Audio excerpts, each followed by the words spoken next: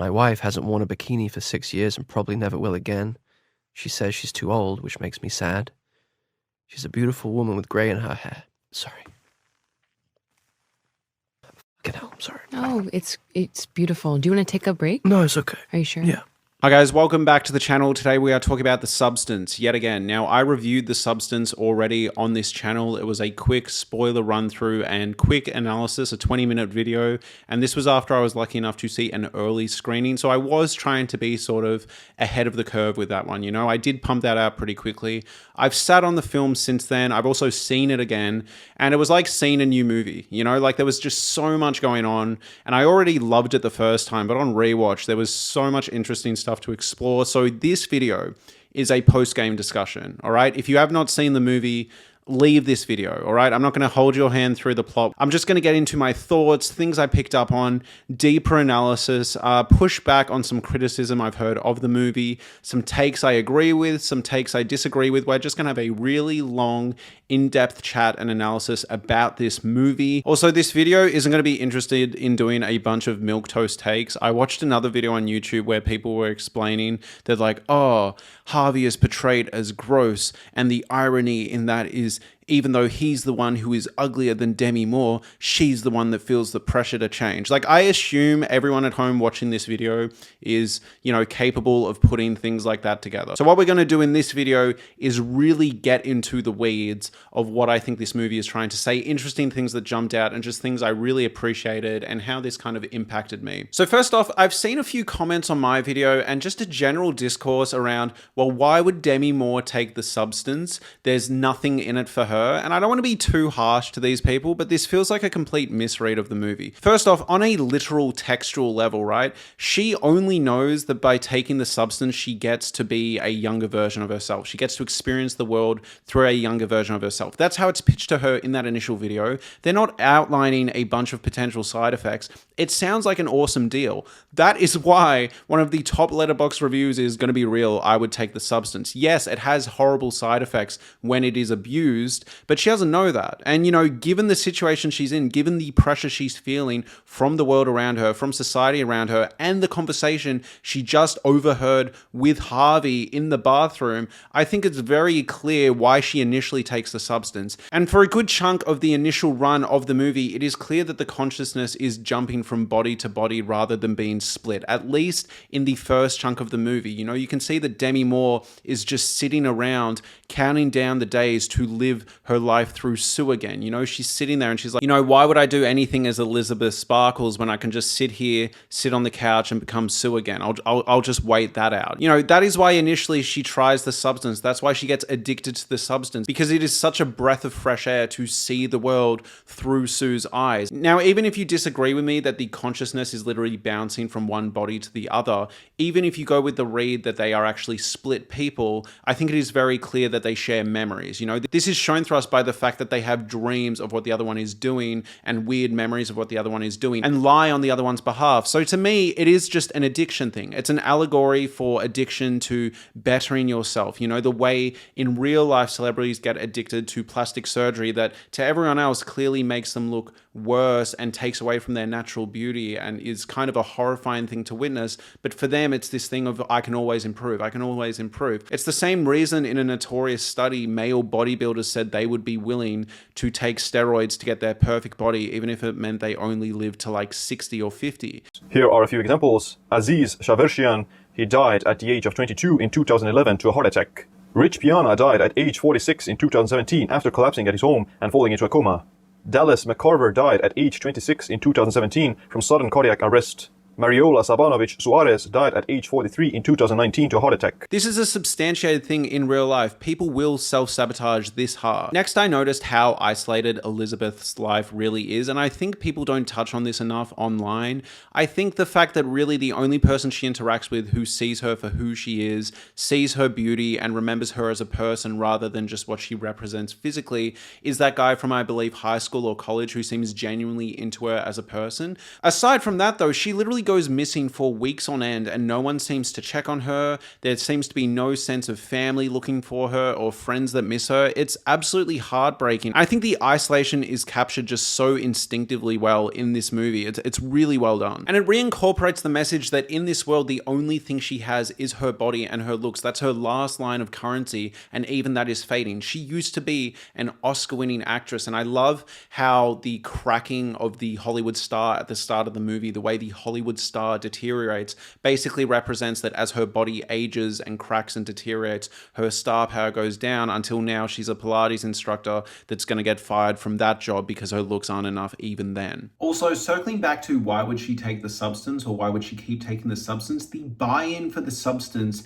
is your spine, your back is torn open and you have this horrific scar for the rest of your life, and this little hole where people keep taking injections from, right? So the moment she takes the substance, even just one cycle, she would have to live with a body that is now horrifically, like, just gorily scarred for the rest of her life. That is the buy-in. That is the bare minimum to experience the substance. So it is clearly positioning the user to always prefer the younger body and just use this older one as a fucking waste of time. You get what I mean? Because it's like, if you weren't happy with your body before, now it is horrifically mutilated. Next thing I want to talk about is I find it really strange that a lot of people tap out in the last chunk of this movie.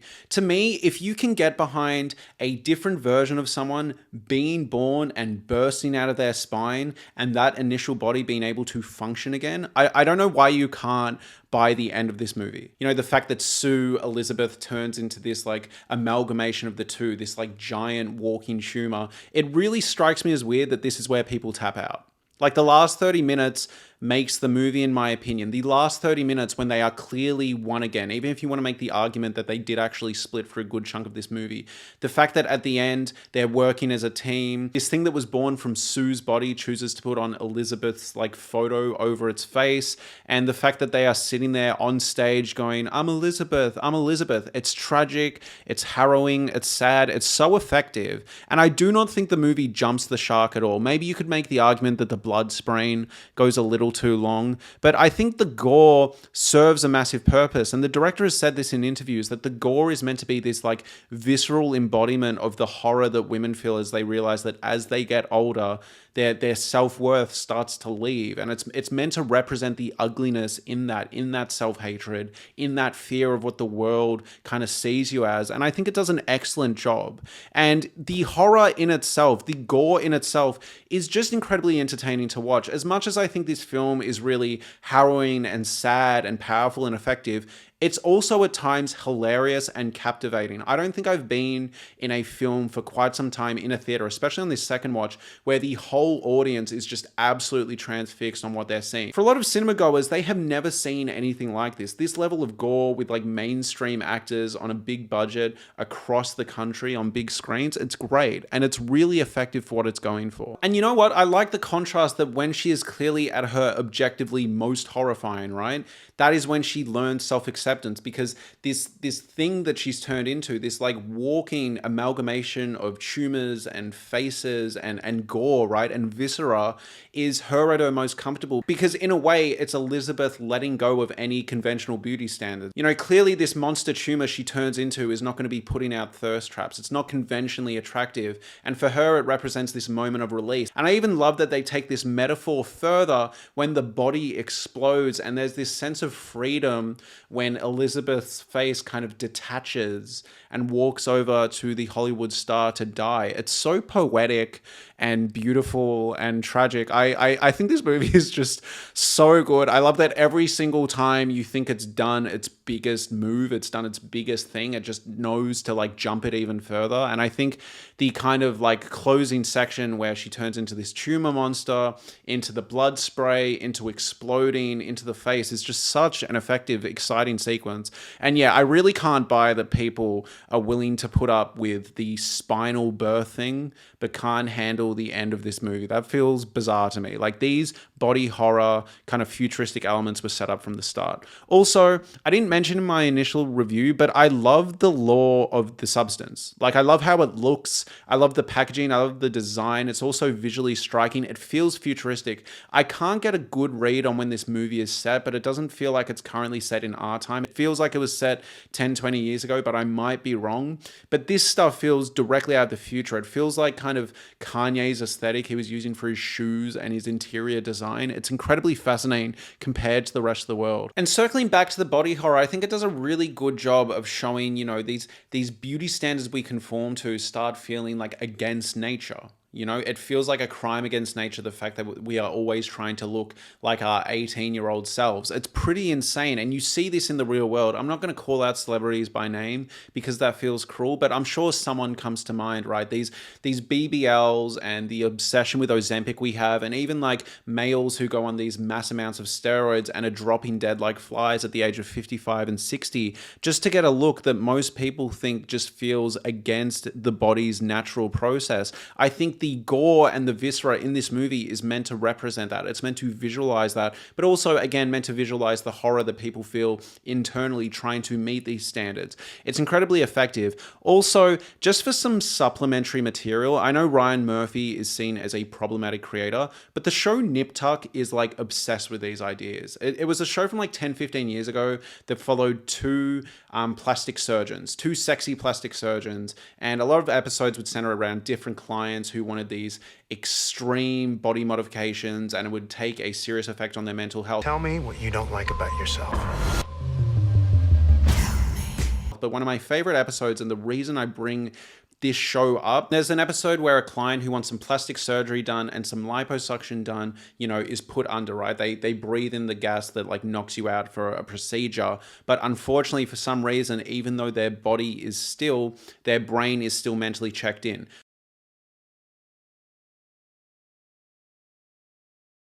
So they feel everything, even though they can't respond to it and they can't talk. And it's a horrifying sequence. And the whole sequence is a still body, but the voice going, help me, this hurts. Oh my God, stop it. What are you doing? What are you doing? And this section goes for a long time. And this section, in my opinion, captures what the substance is capturing. You know, it's this horror of what people are willing to do to themselves for a beauty standard that is basically unachievable naturally, right? Like, she's sitting there screaming out in pain, you know, even though she knew the procedure she signed up for, the fact that she had to be present for it was too confronting and too horrific. And I think that episode of Nip Tuck and this movie kind of, you know, tackles the same issue and hits the same stride, where it's like capturing the horror of meeting these standards and what people are willing to do against their body to hit these standards. I've seen a lot of reviews that basically say like, oh, all the men in this movie are meant to represent Hollywood evil men, you know, gross men. And like, yes, most of them do, particularly Harvey. Obviously, it is not a hard read to figure out that he is meant to represent Harvey Weinstein. However, there are a few men in this movie that I think add an interesting layer of depth. I think the one that sees Elizabeth for who she actually is and wants to go on a date for her is earnest, is genuine. I don't think he's just trying to get his dick wet. And I think he's part of the reason that scene is so tragic. And I think the way men and love interests are used in this movie is actually really effective. You know, Elizabeth abandons her date with that man in one of the most heartbreaking scenes of the movie. Probably my favorite scene of the movie is when she's having that freak out before going on that date and eventually cancels the date, even though she looks clearly stunning, right? I think we've all been there. Like, even as a guy, you know, when I put on some weight a couple of years ago, I remember I tried on like pretty much every outfit, and I had a similar moment where I just wanted to tear my skin off. And I like that this movie manages to capture that feeling in a visceral sense towards the end of the movie. And in my opinion, yeah, she wasn't able to go on a date with someone who would have seen her for who she is. Doesn't meet the usual way that men in this world kind of discard her and see her as expired. And instead she turns back into Sue, and Sue just starts dating some like dumb jockey fuckboy. This is exemplified by the fact that when he comes across a just ridiculous amount of blood on the carpet, he goes, oh, is it because you're on the rag that you're being so weird? You know, the man that Sue chooses to date in her younger form is the type of man that will bully and pick on Elizabeth in the future, you know? You know, she proceeds to choose someone based on those vapid factors who doesn't care for her the way this guy would have cared for Elizabeth. It's really fascinating. And he's the type of guy that would leave Sue in that form when Sue got older and go looking for something younger and hotter and newer, you know? One other thing I want to talk about is in my original review, I talked about how in some moments of this movie, it really feels like an allegory for parental relationships. And people mistook that as me saying that Sue is Elizabeth's daughter. I am not saying that, but what I am saying is inevitably this kind of symbiotic relationship they have with each other, as well as the fact that they look in either direction with disdain, the fact that they look at each other with disdain and judgment, one looking at this younger self and seeing them as ungrateful and arrogant, and the fact that the younger self looks at the older one as pathetic and weak and looks at her as an embarrassment and almost an obligation that she needs to hide in another room. It does feel like parental dynamics. It does feel like a toxic mother and a toxic daughter dynamic. I think it's really, really effective. But I think in this dynamic, this movie manages to capture flares of toxic mums who resent their daughters for what the childbirth process did to their body. The fact that they blame birthing their daughter for the fact that they will never look like their younger, hotter self. You know, that whole quote of, I put my body through hell for you and this is what you give me. But on top of that, I also think it highlights the kind of tragedy of watching a younger version that reminds you of you being able to live with a sense of fulfillment that you feel like you can never reach again. I think there is a great sense of tragedy here. But again, I also think the toxicity, the way that, you know, certain mothers can spit it down towards their children is highlighted in that section where she's like mocking Sue on the TV and furious. Now, this interpretation is benefited a bit more if you think that they are split consciousness. In that case, it is a much more clear kind of like mother-daughter weird allegory in a way. However, I do prefer the read that they are the same consciousness, at least for a substantial chunk of this movie, until there is that clear split and they are both alive for a bit. And I'm going to substantiate that now. So in my opinion, the whole misinterpretation of the movie where you say, well, why would Demi Moore even take the substance is a result of if you think that the consciousness is not shared. Because in that case, yeah, it does look like a pretty raw deal if Elizabeth doesn't get to remember these memories, or at least doesn't get to experience it in the back seat. But in my opinion, what is going on is, yeah, I think the consciousness actually transfers. And the reason I like this interpretation better, hear me out on this one, is because I think in a way this more effectively captures self-hatred, self-loathing, and almost like addictive tendencies. To me, it feels reminiscent of people that abuse drugs or are addicted to substances. The fact that they know it's bad, and then when they come out of these drug-inspired states, they don't want to blame themselves. They want to hold everyone else except themselves accountable. I always read the phone calls that either Sue or Elizabeth were making was basically just disassociation, not being able to confront what they did on this high that they were experiencing. And I prefer that read, to be honest. I prefer that, you know, living this younger version of yourself feels like a drug. It feels euphoric, so you almost feel like a different person. And talking from like personal experience, as a man, look, I cannot relate to the substance the way a lot of women are going to be able to relate to it. But I do relate to it a certain extent. And I know that when I put on weight or lose weight, I will judge both versions of myself. You know, when I have been really, really trim, I look back on photos of myself and go, oh my God, what was I doing? I was barely living. That was way too much. And when I, you know, accidentally put on a few kilograms, I'll look back at myself with resentment. And I feel like for me, I found the movie really powerful when it was actually capturing that dynamic. So I was always reading it as the consciousness was kind of going back and forth up until a certain point. And then clearly they do split for a moment. However, I really like this read. And yes, I know it kind of gets really murky with that because they do really start acting like different people, but I just took it as, you know, the addiction and the substance intensifying, this disassociation intensified. I really like that read personally. However, I don't think people are stupid for having the other read.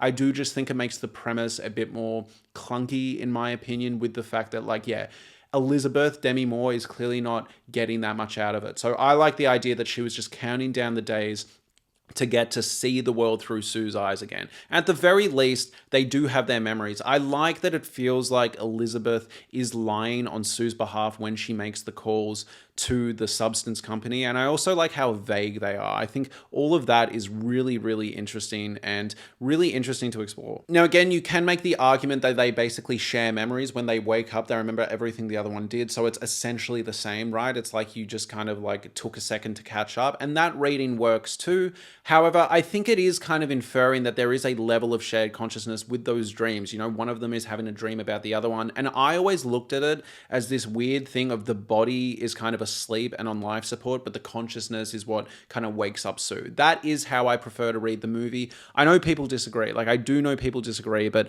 I think it works much more effectively in the direction of self-hatred. However, if you go in the split consciousness direction, I do think it beefs up that point I was making about the mother-daughter allegory to an extent, and the way mothers kind of resent their daughters for their youth and beauty. And maybe some mothers never admit that, but you can like feel it, you know? However, just to close out on the same consciousness theory, my interpretation of the movie, I really like it just because I feel like Sue is addicted to the experience from the jump. I feel like you are meant to sit there and feel like she's counting down the days and she can't wait to be Sue again. And as a result, her life as Elizabeth just feels like a waste. She just can't fucking do it. And that's why when she goes to go on a date, she goes, fuck it. And just it hard cuts to her back at Sue, because it's like, why would I even bother? I'll just be Sue again. That's easier than sitting here in this body that doesn't feel as good. You know, it doesn't empower me as much. And I think, again, on a personal level, I can relate to that. I know that when I am working out and I am feeling my best, I feel a lot better. And sometimes I think I set really unfair expectations for myself, because I know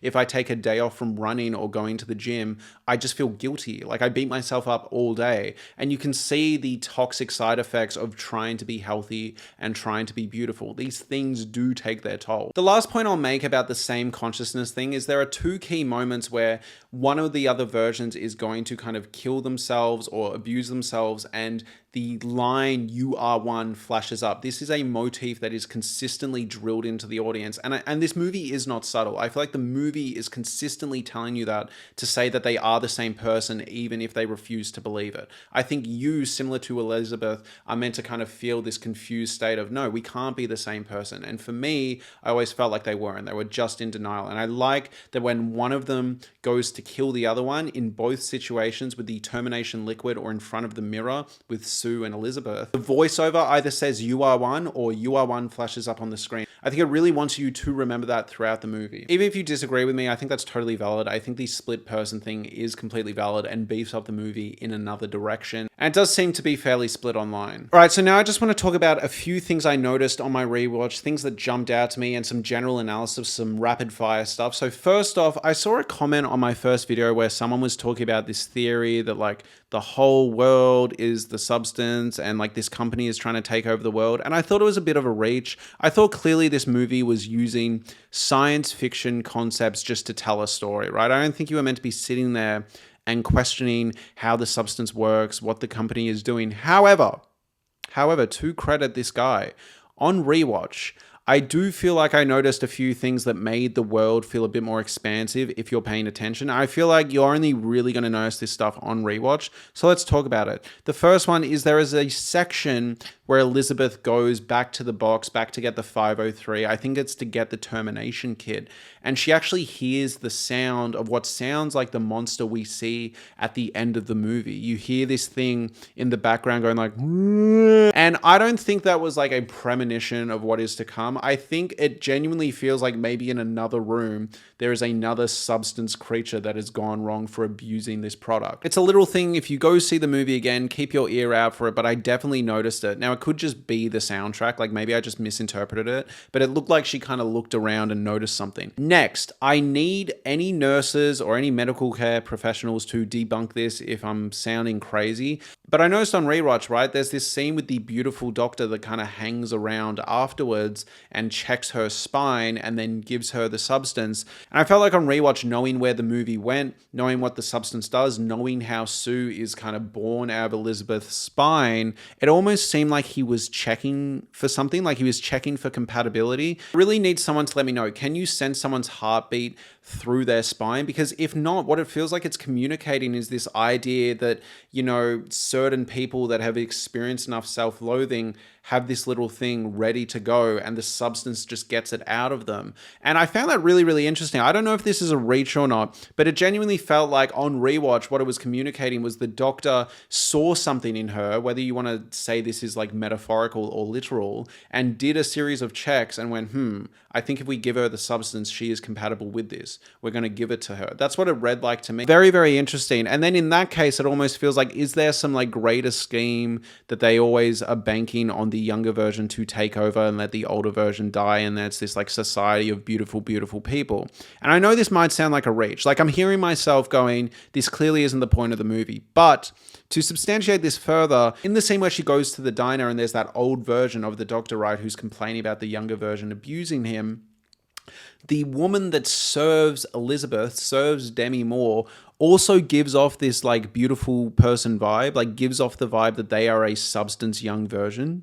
I don't know if that scene jumped out to anyone, but on rewatch, it felt like she was being served by a substance version, by a, alternate. I found that really interesting. Now, this is all very kind of minor background world building. This doesn't completely change the read of the movie, but it was interesting to think, oh, is there like a greater scheme going on here? Is the end goal to have these younger versions running around? Is it a metaphor for the fact that Hollywood essentially wants beautiful people everywhere and disregards the rest of them to the outers of society? Yeah, I just found it interesting. That might be a crackpot theory. Let me know. Next, I just really like the scene where Sue is holding Elizabeth in the mirror after beating her up with blood. This like kind of look at yourself. Look how ugly you are. Look at you. You thought you were going to take on me. It's awful. Again, it does remind you of daughter-mother resentment, but it also reminds you of self-loathing. And I really like that at the peak of this, it flashes up on the screen, you are one. Again, like kind of substantiates my theory, but I just like the idea that that almost sets her off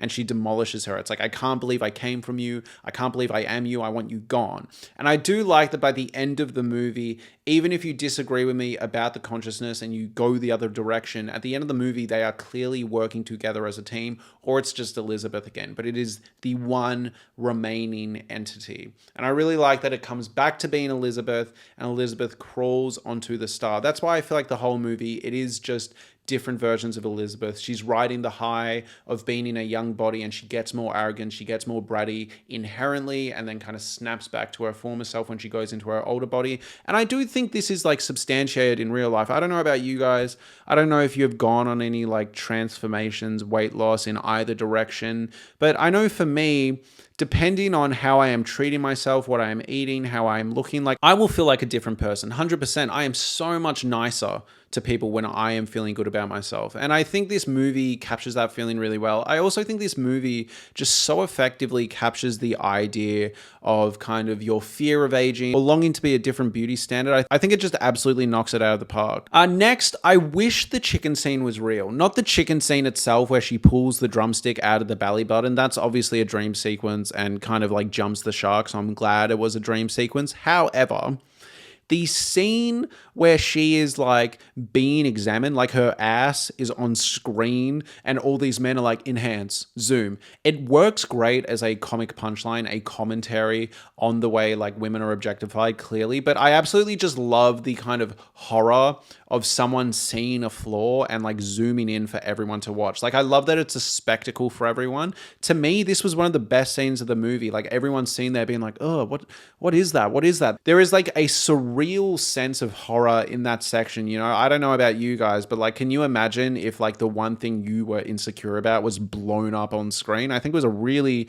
really effective scene. Also, just some meta stuff. I don't want to come off like a fucking perv here, right? But like, I found out in interviews that apparently Margaret Qualley's breasts in this movie, right, were fake. They're prosthetics. Apparently she was walking around her partner's house, like being a massive bitch, being in character as Sue in these prosthetics, and apparently it like pissed him off. But I think I find that really interesting, right? The fact that this movie about feminism, about body issues, the version they cast to play this young alternate version of Demi Moore also gets prosthetics and adjustments done to fit that standard. Even in this movie, Margaret Qualley at the baseline doesn't hit the standard they were going for. Now, that isn't a criticism of the director or of the movie. It was just this interesting moment of meta synchronicity. Like, I really quite liked it. I was like, oh, how interesting. Also, as depressing and drab and harrowing as this movie is quite funny. Now, I do not like the people that are laughing when she turns into Monstro and she's like doing her hair and she has like boobs hanging out and all that stuff. That is sad. I don't think that's funny. I've heard apparently a lot of screenings like men have been laughing. Like, that's sad that they're laughing. However, Outside of that, this movie has some laughs, all right? Like when the kind of older version of Elizabeth, right? Not when it's Monstro, just that hunchback version of Elizabeth puts on the yellow jacket and the disguise and is running around. Hilarious. Like her running along the screen is such a funny visual. But when she screams to like the pervy guy next door to fuck off, like what a great punchline. Also, all the men, as disgusting and horrifying as most of them are, they are quite funny. The shrimp scene is just horrific. It's one of the most awful parts of the movie. But yeah, also really funny. And I like the section in the movie where it's simultaneous body horror, slapstick comedy, and action for a second. Like I love when Sue kicks Elizabeth and she flies across the room. It's really interesting. And this movie hits its stride where it's equal parts like horrific and funny and effective and moving, like all at the same time. It's really, really well done. I'll leave you with one last piece of analysis just because you're here. I really like the ending section where she goes up on stage, right? And she's wearing the Elizabeth face. And clearly she's a monster.